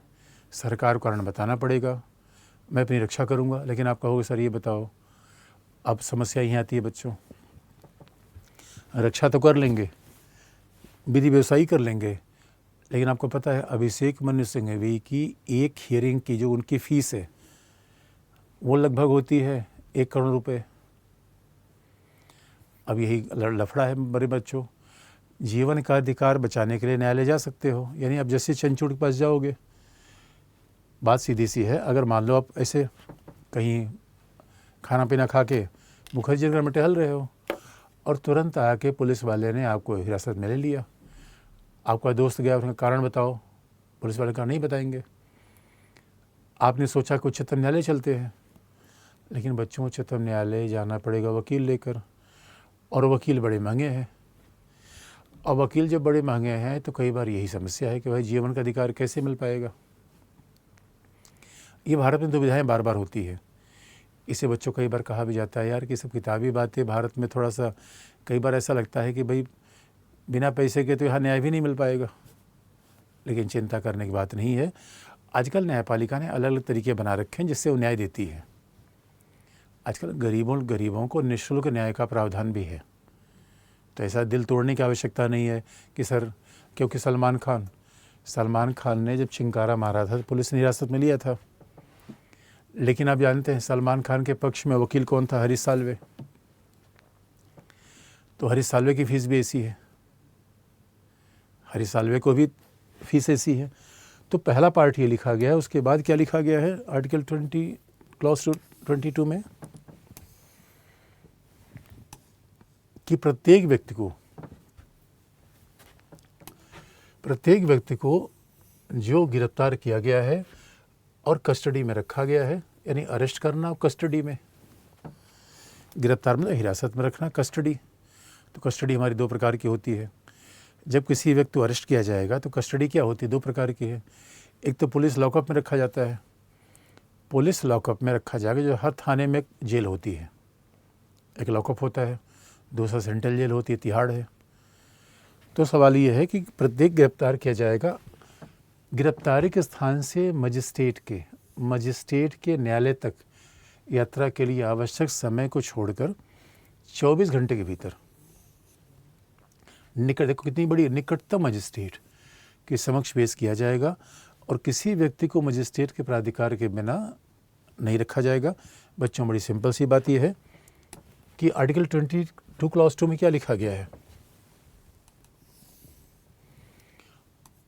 आर्टिकल 22 क्लॉज 1 में क्या लिखा गया है?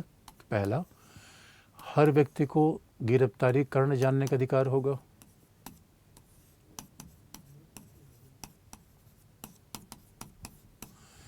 फिर विधि व्यवसायी से परामर्श का अधिकार होगा,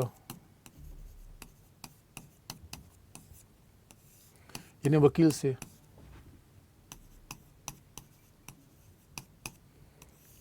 और फिर क्या होगा कि 2 प्रकार की कस्टडी होगी। एक है पुलिस लॉकअप। पुलिस लॉकअप में किसी व्यक्ति को 24 घंटे ही रखा जा सकता है। पुलिस लॉकअप में किसी व्यक्ति को 24 घंटे ही रखा जा सकता है।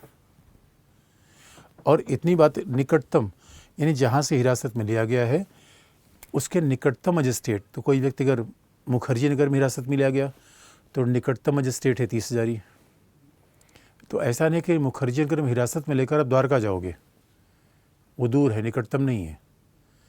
निकटतम मजिस्ट्रेट के सामने 24 घंटे के भीतर, इसका मतलब है अब कई बच्चे जो खुराफाती दिमाग लगाते हैं वो कहेंगे सर बताओ 2 अक्टूबर हो जाए तो क्या होगा।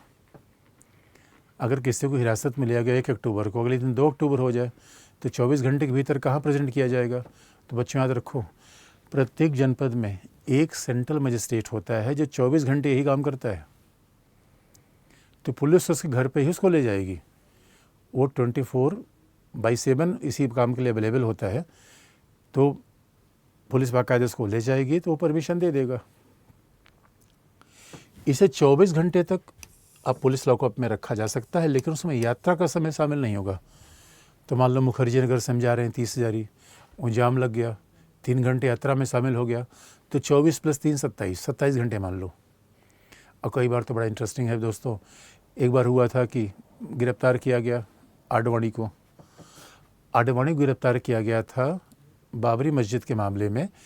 उनको गिरफ्तार किया गया अयोध्या में और कोर्ट में पेश किया गया बांदा में, यूपी का बांदा डिस्ट्रिक्ट, और यूपी में अयोध्या है। दोनों के बीच में डिस्टेंस थी लगभग 400 किलोमीटर की। तो अयोध्या से निकटतम न्यायालय तो बांदा नहीं है, बांदा तो दूर है।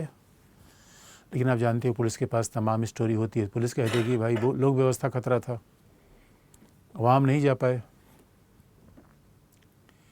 तो ये उसके साथ ऑप्शन होते हैं। इसका मतलब है 24 घंटे में यात्रा का समय शामिल नहीं होगा।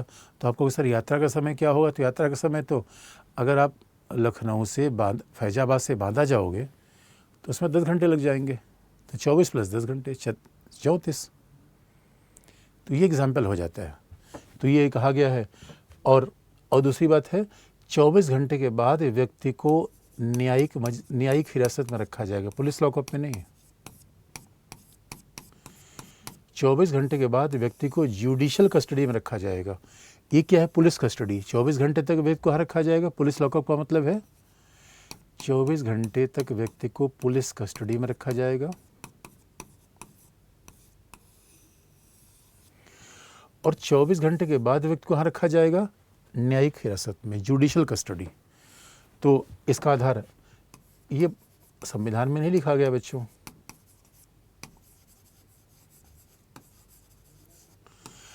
अब पुलिस कस्टडी जुडिशियल कस्टडी में फ़र्क है। पुलिस कस्टडी का मतलब होता है कि भाई जहाँ मजिस्ट्रेट की परमिशन नहीं है तो पुलिस उससे पूछताछ करता है, पुलिस ठोक पीट भी सकता है। लेकिन जब किसी व्यक्ति को मजिस्ट्रेट की जुडिशियल कस्टडी में रखा जाता है तो वो सेंट्रल जेल रहता है, तब वो थाने में नहीं रहता। और अगर कभी पुलिस को उस व्यक्ति को लाना है तो मजिस्ट्रेट की परमिशन चाहिए। और पुलिस में उस व्यक्ति को लाना है तो न केवल मजिस्ट्रेट की परमिशन चाहिए, मेडिकल चेकअप भी चाहिए कि जिस हालत में उसको जेल से ले जाया गया था उसी हालत में जेल से वापस लिया जाए। तो बाकायदा उसमें पुलिस कस्टडी भी होती है। तो पुलिस कस्टडी का मतलब जहाँ पूरा व्यक्ति पर नियंत्रण पुलिस का होता है। तो आप जानते हो पुलिस का नियंत्रण होता है, थोड़ी गड़बड़ी हो सकती है। मजिस्ट्रेट, आप कहोगे सर जुडिशियल कस्टडी कितने दिन है। अब जुडिशियल कस्टडी का अपने आप में कोई टाइम फ्रेम नहीं है। हमारे देखोगे यही तो समस्या है। तो अब जुडिशियल कस्टडी में रखा जाएगा, सुनवाई चलेगी, चार्जशीट दायर होगी, सुनवाई चलेगी, इसी सुनवाई को ट्रायल कहते हैं।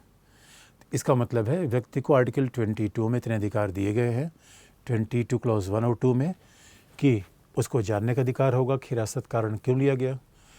उससे अपने पसंदीदा विधि व्यवसायी से परामर्श का अधिकार होगा। वकील करेगा, लेकिन वकील का पैसा खुद वहन करना पड़ेगा। नहीं देख, कुछ मामलों में राज्य भी पैसा दे रहा है। और उसके बाद फिर क्या है, पुलिस कस्टडी में 24 घंटे तक रखा जाएगा, इसमें यात्रा का समय शामिल नहीं होगा।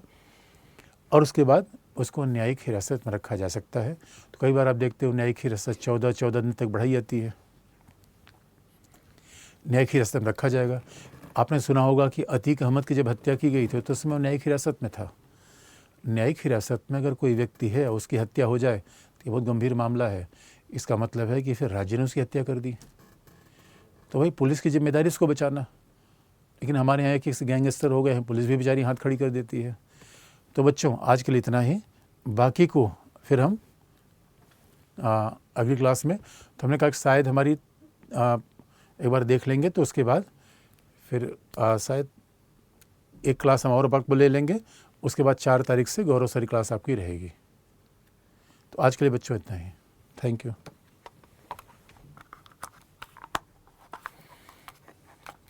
अच्छा, इसका बच्चों इसका एक्सेप्शन भी अभी आपको बताना है, तो उन्हें पहली बात बताई। ठीक है,